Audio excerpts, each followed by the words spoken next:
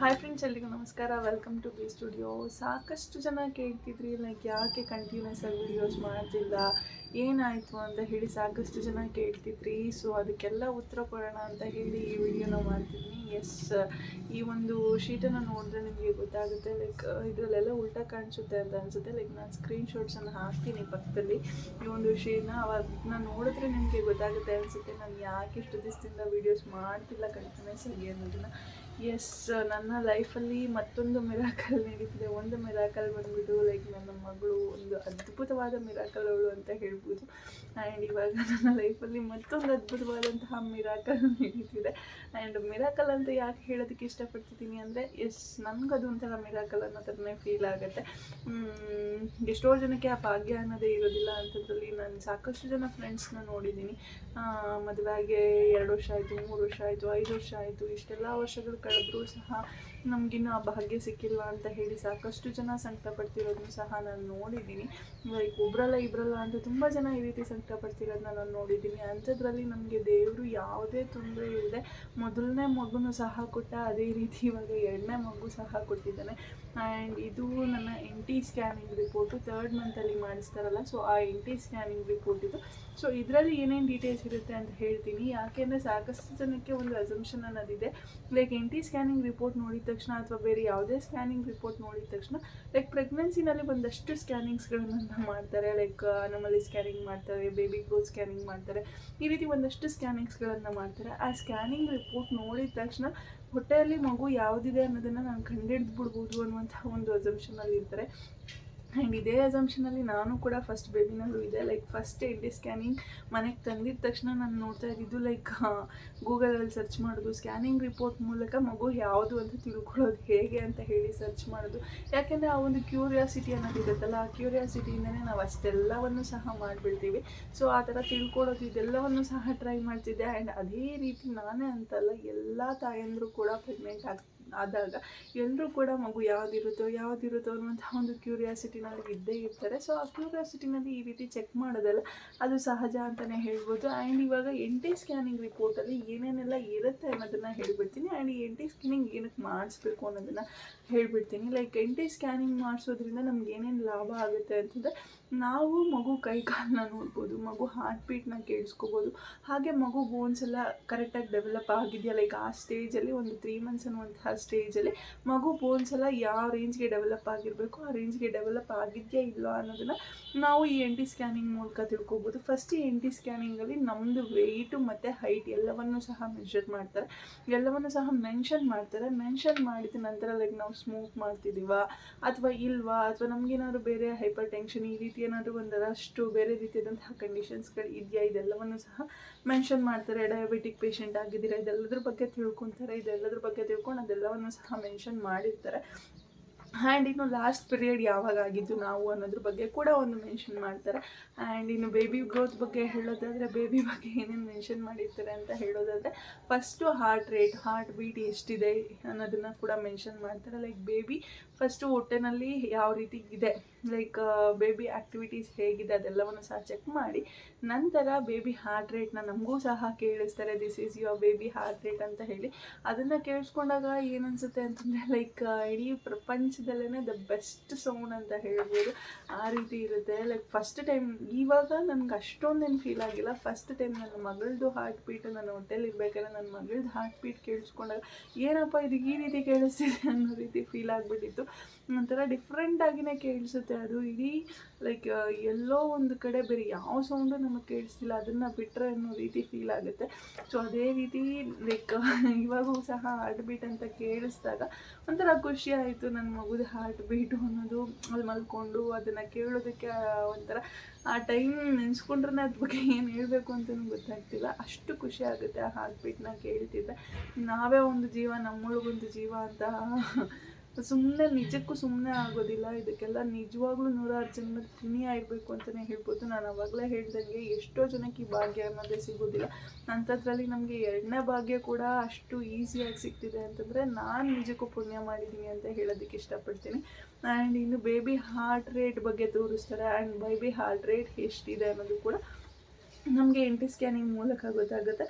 And ಇನ್ನು placenta like posterior ಇದೆಯಾ anterior ಇದೆಯಾ ಇದ್ರ ಬಗ್ಗೆ ಕೂಡ ಗೊತ್ತಾಗುತ್ತೆ. ಆ್ಯಂಡ್ ನಮಗೆ ಏನಾದ್ರು ಪ್ರಾಬ್ಲಮ್ ಇದ್ರೂ ಕೂಡ ಲೈಕ್ ಸರ್ವಿಕ್ಸಲ್ಲಿ ಏನಾದರೂ ಪ್ರಾಬ್ಲಮ್ ಇದ್ದರೆ ಎಲ್ಲವೂ ಸಹ ಗೊತ್ತಾಗುತ್ತೆ. ಆ್ಯಂಡ್ ಬೇಬಿ ಬೋನ್ಸ್ ಎಲ್ಲ ಕರೆಕ್ಟಾಗಿ ಡೆವಲಪ್ ಆಗಿದೆಯಾ, ಲೈಕ್ ನೋಸ್ ಬೋನ್ ಆಗಿರ್ಬೋದು, ಬ್ಯಾಕ್ ಬೋನ್ ಆಗಿರ್ಬೋದು, ಹ್ಯಾಂಡ್ಸ್ ಆಗಿರ್ಬೋದು, ಲೆಗ್ಸ್ ಆಗಿರ್ಬೋದು, ಇದೆಲ್ಲವೂ ಸಹ ನೀಟಾಗಿ ಡೆವಲಪ್ ಆಗಿದೆಯಾ ಅನ್ನೋದು ಖಂಡಿತವಾಗ್ಲೂ ಈ ಒಂದು MRI ಸ್ಕ್ಯಾನಿಂಗ್ ಮೂಲಕ ನೀಟಾಗಿ ಗೊತ್ತಾಗುತ್ತೆ. ಆ್ಯಂಡ್ ಸಾಕಷ್ಟು ಜನಕ್ಕೆ ಈ ವಿಡಿಯೋದಲ್ಲಿ ಒಂದು ಕ್ಲಾರಿಫೈ ಮಾಡೋದಕ್ಕೆ ಇಷ್ಟಪಡ್ತೀನಿ. ಸಾಕಷ್ಟು ಜನಕ್ಕೆ ಲೈಕ್ ಏನು ಒಂದು ಅಸಂಪ್ಷನಲ್ಲಿ ಇರ್ತೀರಾ ಅಂತಂದರೆ ಲೈಕ್ ಈ ಒಂದು MRI ಸ್ಕ್ಯಾನಿಂಗ್ ನೋಡಿದ್ರೆ ಸಾಕು ನಮಗೆ ಬೇಬಿ ಯಾವುದು ಅಂತ ಗೊತ್ತಾಗ್ಬಿಡುತ್ತೆ, ಡೀಪಾಗಿ ಚೆಕ್ ಮಾಡಬೇಕು ಅಂತ ಹೇಳಿ ಚೆಕ್ ಮಾಡ್ತಾರೆ.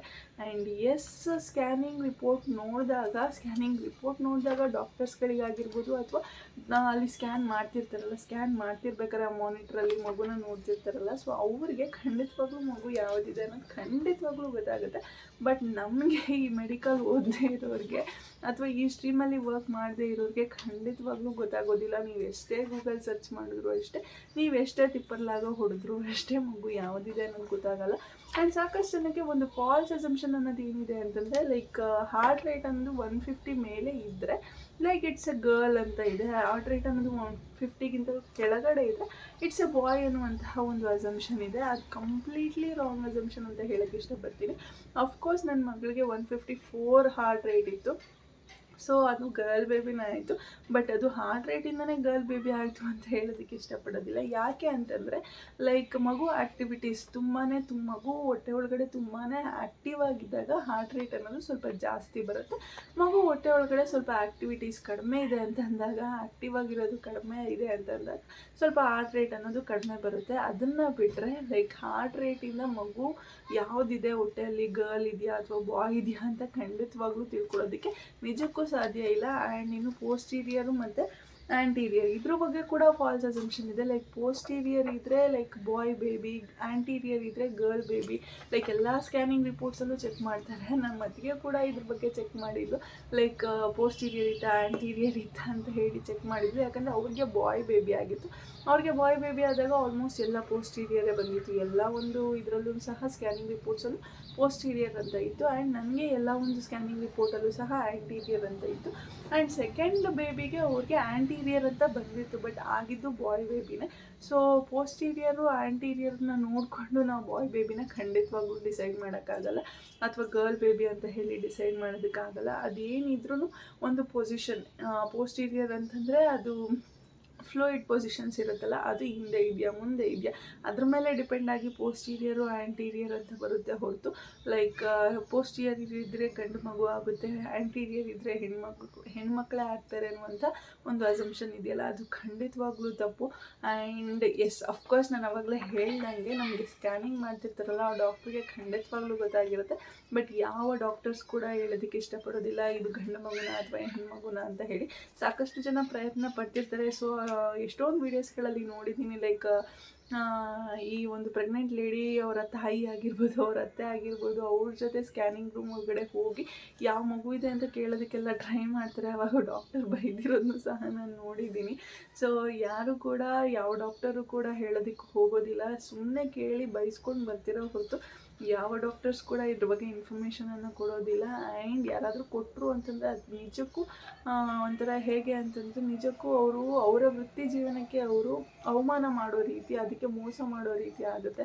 ಲೈಕ್ ಎಷ್ಟೋ ಜನಕ್ಕೆ ಇವಾಗ ಗರ್ಲ್ ಬೇಕು ಅಂತ ಇರುತ್ತೆ ಅಥವಾ ಬಾಯ್ ಬೇಕು ಅಂತ ಇರುತ್ತೆ, ಆವಾಗ ಅದು ಹೊಟ್ಟೆಲಿರುವಂತಹ ಮಗು ಆಪೋಸಿಟ್ ಆಯಿತು ಅಂತ ಗೊತ್ತಾದಾಗ ಲೈಕ್ ಮನೇಲಿ ಟ್ರೀಟ್ ಮಾಡೋ ರೀತಿ ಆಗಿರ್ಬೋದು. ಇವಾಗ ತಾಯಿಗೆ ಯಾವ ಮಗು ಆದರೂ ಪರವಾಗಿಲ್ಲ ಅನ್ನೋ ರೀತಿ ಒಂದೊಂದು ಸಿಚುವೇಷನಲ್ಲಿರುತ್ತೆ. ಲೈಕ್ ಹಸ್ಬೆಂಡ್ಸ್ ಹೇಗಿರ್ತಾರೆ ಅಂತಂದರೆ ನನ್ನ ಗಂಡು ಮಕ್ಕಳೇ ಬೇಕು ಅನ್ನೋ ರೀತಿ ಇರ್ತಾರೆ ಅಂತ ಅಂದ್ಕೊಳ್ಳಿ, ಫಾರ್ ಎಕ್ಸಾಂಪಲ್ ಹೇಳ್ತಿರೋದು. ಸೊ ನಾವು ಚೆಕ್ ಮಾಡಿಸ್ಕೊಂಡು ಈ ರೀತಿ ಏನಾದರೂ ಗೊತ್ತಾಯಿತು ಅಂತಂದರೆ ಅಲ್ಲಿ ಹಸ್ಬೆಂಡ್ ನಮ್ಮನ್ನು ಟ್ರೀಟ್ ಮಾಡೋ ರೀತಿ ಕೂಡ ಚೇಂಜ್ ಆಗ್ಬೋದು, ಅಥವಾ ಹಸ್ಬೆಂಡ್ ಮನೆಯವ್ರು ನಮ್ಮನ್ನು ಟ್ರೀಟ್ ಮಾಡೋ ರೀತಿ ಕೂಡ ಚೇಂಜ್ ಆಗ್ಬೋದು. ಸೊ ಅಥವಾ ನಮಗೆ ಗಂಡು ಮಗುನೇ ಬೇಕು ಅಂತ ಅಂದ್ಕೊಂಡಿರ್ತೀವಿ, ಬಟ್ ಹೆಣ್ಮಗು ಹೆಣ್ಮಗು ಇರುತ್ತೆ ಅಂತ ಅಂದ್ಕೊಳ್ಳಿ. ಸೊ ನಮಗೆ ಆ ಮಗು ಮೇಲೆ ಸ್ವಲ್ಪ ಪ್ರೀತಿ ಕಡಿಮೆ ಆದರೂ ಆಗ್ಬೋದು. ಈ ರೀತಿ ಎಲ್ಲ ಆಗುವಂತಹ ಚಾನ್ಸಸ್ ತುಂಬಾ ಇರುತ್ತೆ. ಸೊ ಅದಕ್ಕೆ ಯಾರು ಕೂಡ ಟೆನ್ಷನ್ ಮಾಡ್ಕೊಳೋದಕ್ಕೆ ಹೋಗಬೇಡಿ. ಯಾಕಂದರೆ ಯಾವುದಾದ್ರೂ ಸಹ ಅದು ನಿಮ್ಮ ಮಗು, ಹೆಣ್ಮಗು ಆದರೂ ಸರಿ ಗಂಡು ಮಗು ಆದರೂ ಸರಿ ಅದು ನಿಮ್ಮ ಮಗುನೇ ಆಗಿರುತ್ತೆ. ಆ್ಯಂಡ್ ನೆಕ್ಸ್ಟ್ ನಾವು ಬರುವಂತಹ ಜನ್ರೇಷನಲ್ಲಿ ಆ ಕಾಲದಲ್ಲಿ ಇತ್ತನೋ ಲೈಕ್ ಗಂಡು ಮಗುನೇ ಬೇಕು, ನಮ್ಮ ವಂಶ ಉದ್ಧಾರ ಮಾಡೋದಕ್ಕೆ ಗಂಡು ಮಗುನೇ ಬೇಕು ಅಂತ ಹೇಳಿ ಆ ಕಾಲದಲ್ಲಿ ಇತ್ತನೋ.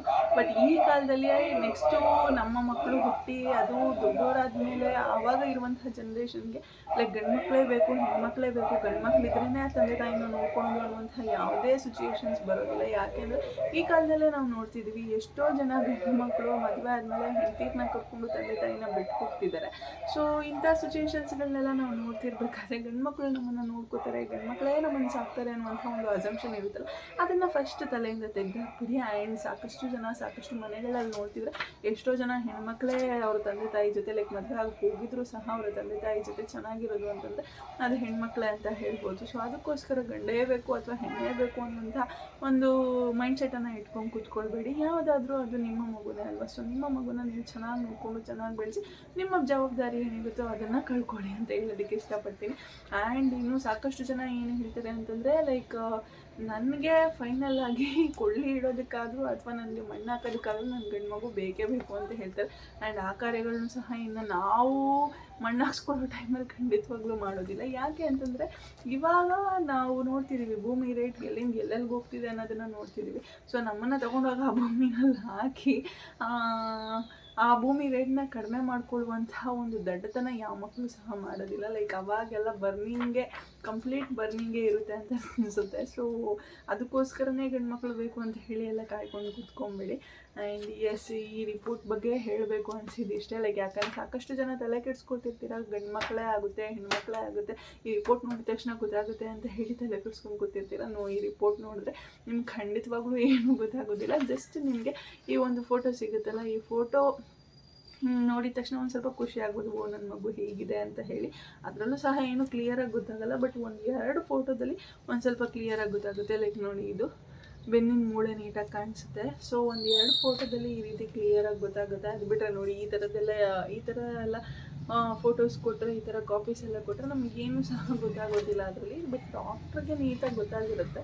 ಲೈಕ್ ಬೆನ್ನಿನ ಮೂಳೆ ಅನ್ನೋದು ಕಾಣಿಸ್ತಾ. ಆ್ಯಂಡ್ ಇನ್ನೊಂದರಲ್ಲಿ ಕೈಯೋ ಅಥವಾ ಕಾಲು, ಇನ್ನೊಂದು ನೋಡಿ ಮಗು ಹೊಟ್ಟೆ ಒಳಗಡೆ ಹೇಗಿದೆ ಮಗು ಅನ್ನೋದನ್ನು ನಾವು ನೋಡ್ಬೋದು ಈ ಕಾಪೀಸಲ್ಲಿ. ಆ್ಯಂಡ್ ಇನ್ನು ಕಾಲು, ಓಕೆನಾ, ಈ ರೀತಿ ನಾವು ಈ ಸ್ಕ್ಯಾನಿಂಗ್ ರಿಪೋರ್ಟ್ಸಲ್ಲಿ ನೋಡ್ಬೋದು. ಸೊ ಯಾರು ಕೂಡ ಇದನ್ನು ಚೆಕ್ ಮಾಡಿಸ್ಬೇಕು, ಮಕ್ಕಳು ಯಾವುದು ಅಂತ ತಿಳ್ಕೊಬೇಕು ಅನ್ನುವಂತಹ ಒಂದು ಟೆನ್ಷನನ್ನು ಇಟ್ಕೊಂಡು ಸ್ಕ್ಯಾನಿಂಗ್ ರಿಪೋರ್ಟ್ನ ಹುಡುಕ್ತಾ ಕೂತ್ಕೊಳ್ಬೇಡಿ. ಖಂಡಿತವಾಗ್ಲೂ ಗೊತ್ತಾಗೋದಿಲ್ಲ. 100% ಅಲ್ಲ 200% ಹೇಳ್ತೀನಿ, ನಿಜಕ್ಕೂ ಗೊತ್ತಾಗೋದಿಲ್ಲ. ಆ್ಯಂಡ್ ಯಾವುದಾದ್ರೂ ಅದು ನಿಮ್ಮ ಮಗುನೇ ಅಂತ ಹೇಳ್ಕೊಂಡು ಯಾವುದಾದ್ರೂ ಹುಟ್ಲಿ ಪರವಾಗಿಲ್ಲ ಅಂತ ಹೇಳ್ಕೊಂಡು ಆರಾಮಾಗಿ ಪ್ರೆಗ್ನೆನ್ಸಿನ ಎಂಜಾಯ್ ಮಾಡಿ. ಯಾಕಂದರೆ ಸಾಕಷ್ಟು ಜನಕ್ಕೆ ವಾಮಿಟಿಂಗ್ ಅನ್ನೋದಿರುತ್ತೆ ಅಥವಾ ಸುಸ್ತು ಅನ್ನೋದಿರುತ್ತೆ, ಒಬ್ಬೊಬ್ರಿಗೆ ಏನೂ ಇರೋದಿಲ್ಲ. ಸೊ ಕೆಲವ್ರಿಗೆ ಎಂಜಾಯ್ ಮಾಡೋದಕ್ಕಾಗೋದಿಲ್ಲ ಅವರ ಒಂದು ಪ್ರೆಗ್ನೆನ್ಸಿನ, ಆ್ಯಂಡ್ ಕೆಲವ್ರಿಗೆ ಎಂಜಾಯ್ ಮಾಡೋದಕ್ಕಾಗುತ್ತೆ.